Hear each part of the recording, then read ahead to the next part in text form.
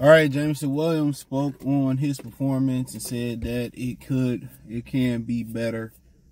He said as an offense, it could be better. He felt like versus the Ravens, had they gotten to some type of rhythm early on, that the game could have been in a different outcome. A lot of people saying with a defense would have played better. And, you know, some of the defensive players are saying Baltimore did things that they had never seen on tape. So pretty much they was ill prepared for the situation. So, I mean, it is what it is. But he also, you know, was asked, was he going to get more targets? We're going to talk about that.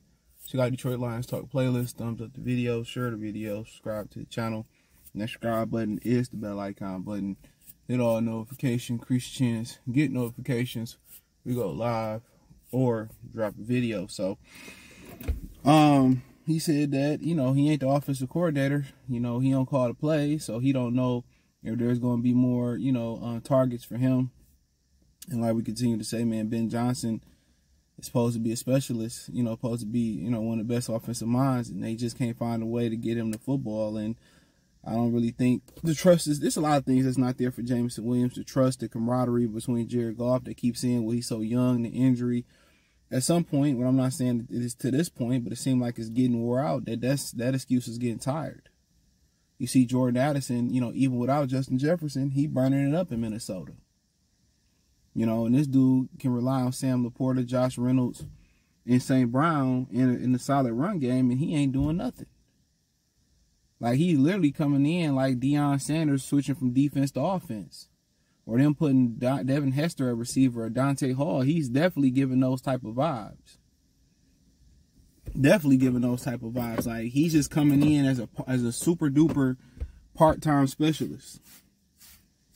You know, and I think a lot of people just want to just see him out there, get a rhythm, play 70, 80%, 90% of the snaps, and see what happens.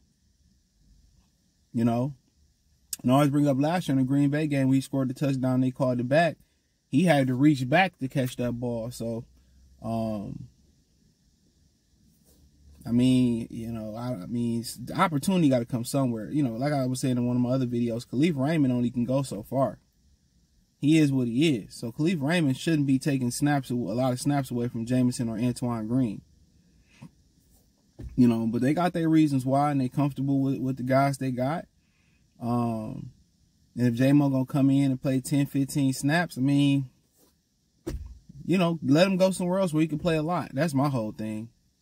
You know, let him go somewhere else where he can play. You put Antoine Green on the active roster. You know, these guys are not playing, and, you know, and then when injuries arise, you're going to have to throw these dudes into the deep end, or you're going to have to rely on them. When somebody could be playing on the opposite side of Josh Reynolds, we could be getting something, but I don't know. You know, obviously the trust ain't there for them to be out there, and they going to roll with Reynolds, Brown, and St. Brown, and Khalif Raymond. So I don't know, man, to be honest. I literally don't know. You know, you draft a guy, and only the SOL don't have a plan to use him, or the wrong plan to use him. You know, and obviously his practice to have is bad. What you're seeing in the game is probably what you're seeing in practice. And it's looking like a lost cause. And one of the things about it is, unlike linebacker for Jack Campbell, it takes a while to learn the inside linebacker position. You know, 1 or 2 seasons before you kind of start to kind of learn how to master it. But for the receiver position and running back positions, you're supposed to hit the ground running. Or year 1, we should start seeing what you can become. And right now, between Jahmyr Gibbs and Jameson Williams, we're not afforded that luxury. We're not afforded that luxury right now. They struggling. They struggling. You know, but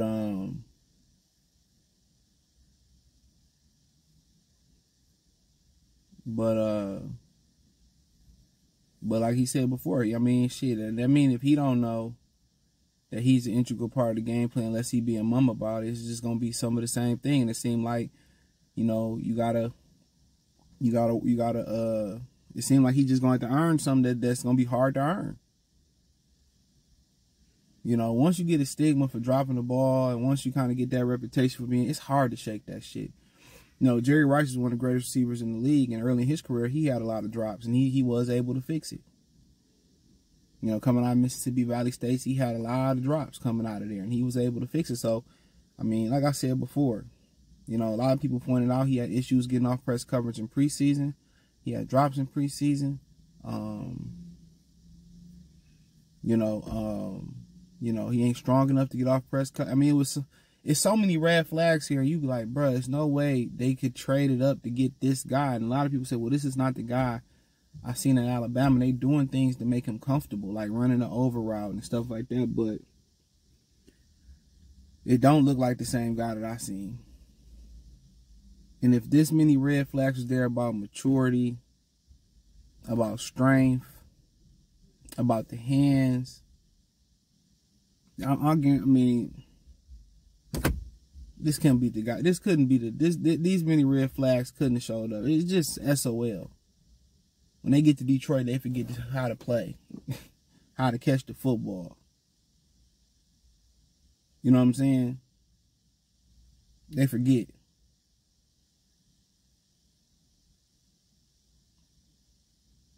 You know? It's crazy. But